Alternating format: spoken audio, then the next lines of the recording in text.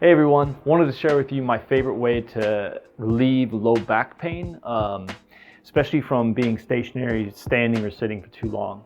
And it's basically a downward dog from on a countertop. To get into it, stand in front of the countertop and place your hands on the edge.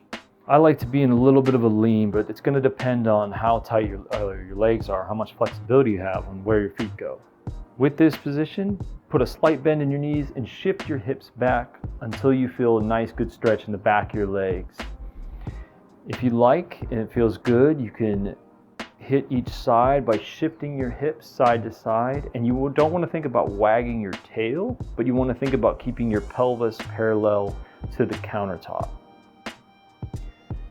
To get more into the upper back, I like to hold on to the edge of a sink, and I move my feet a little bit closer so that I have a little more weight in my shoulders. As you see, I will squat down, and you can either do this more upright to feel it just across the back, or you can send your hips back and bring your arms to almost overhead, and this can really put it into your armpits and your upper back, mostly targeting like the lats and the chest.